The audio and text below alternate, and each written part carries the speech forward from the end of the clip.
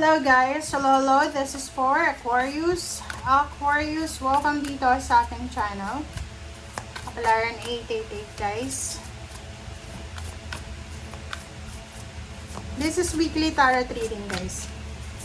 Please comment down below if you resonated. Paki-comment sa comment section kung ano yung mga gusto nyong malaman. May magusto yung sabihin sa akin. As long as nang hindi yung below the belt guys.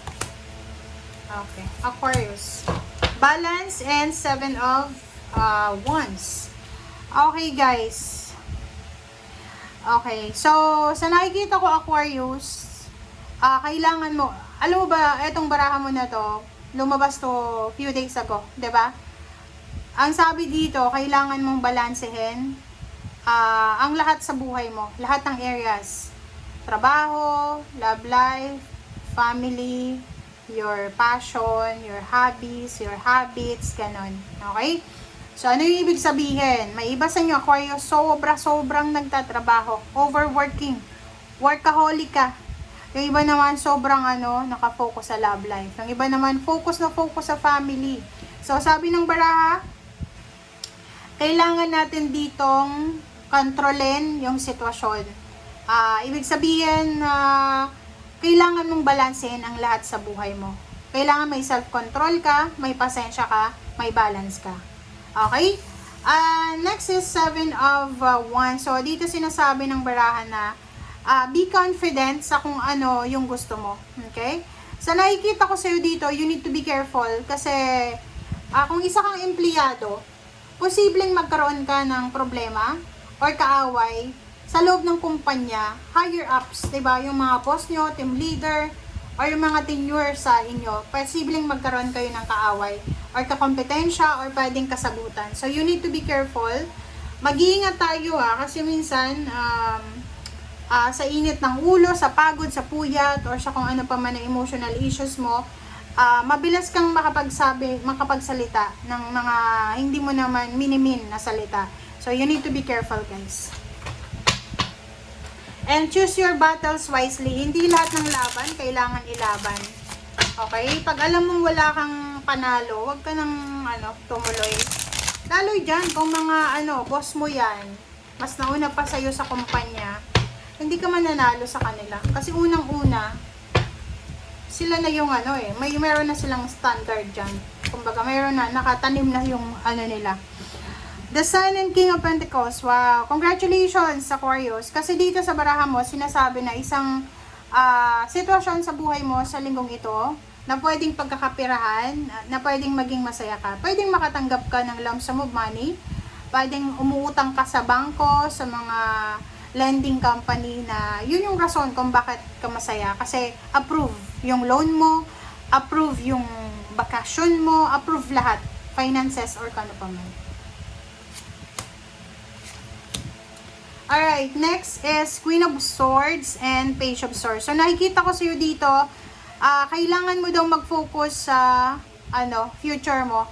Huwag kang masyadong mag-focus sa kung ano yung nangyari sa past and then sa ngayon. Huwag mong ubusin yung ubusin yung oras mo ngayon sa pagtatrabaho. Make sure na may anak ka ba? Make sure na hindi mo pinapabayaan yung person mo, yung karelasyon mo, yung pamilya mo. Make sure na healthy ka pa rin habang nagtatrabaho ka. Love life. Wow. So, sa love life natin, ang nakikita ko sa'yo dito, Aquarius, medyo hindi ka masyadong focus sa love life mo. Kawawa naman yung karelasyon mo dito. Siguro niyayaya ka niyang magpakasal, pero ikaw yung ayaw ikasal. Why? So, nakikita ko sa'yo dito na nag-iisip ka.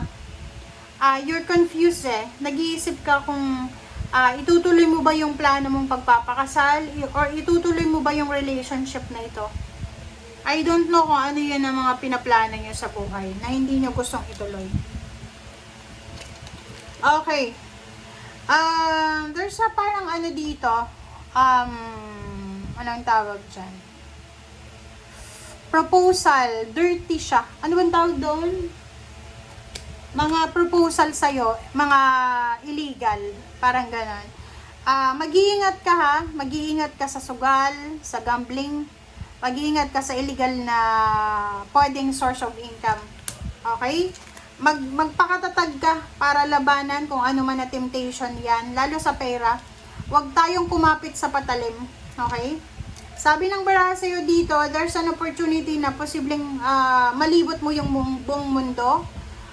Like for vacation or for work or magiging residente ka, maging citizen ka ng bansang yan. Isang happy occasion, family occasion, ang posibleng pinaplano mo. So, maybe you're planning for a big celebration sa baptism, birthday, first birthday. Nakikita ko dito yung kasal, pwedeng wedding or anniversary, homecoming, ganyan.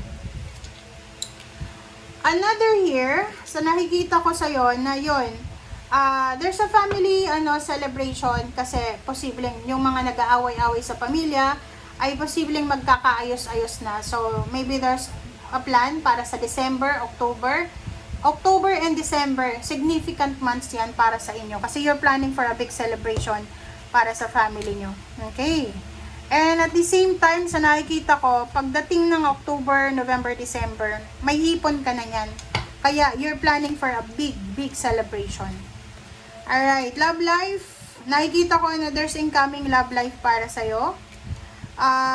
Etong love life na to ay posibleng ex mo siya. So, natapos na yung relationship nyo. So, dahil sa reunion sa December or kung kailan man yung reunion na yan, possible yung yung relationship ay matuloy ulit, 'di ba? Magre-reminisce kayo. Na pwedeng kung may asawa ka, may boyfriend, girlfriend ka, may kalibin ka, posibleng malulungkot siya kasi siguro ramdam niya na hindi ka pa rin nakaget over sa ex mo. May ganun 'di ba? So, nakikita ko sir dito na yun, pwedeng yun, isang unexpected na pagkikita with your ex na makikita ni ex mo na sobrang successful ka na, sobrang ganda mo, sobrang gwapo mo, sobrang basta successful ka, financial and emotional. So, ang nakikita ko sa'yo dito, manghihinayang siya. Okay? Manghihinayang siya. Pero kung ako para sa'yo, kasi ito yung message mo. Sabi ng baraha sa'yo, kung makikipagkita ka sa ex mo, or may mga chances na magkita kayo, huwag ka nang makipagbalikan sa kanya kasi natapos na yan eh. Kailangan mo na daw mag-move on. Okay? Kailangan mo nang umalis dyan sa situation na yan. Okay? Another here, sinasabi ng barahan na by the end of the month of July, posibleng nag-aantay ka ng visa, ng contract signing, or kung ano pa man yan. And posibleng dumating siya sa hindi mo inaasahan na oras, araw, at panahon. Okay? Thank you guys for watching. Bye!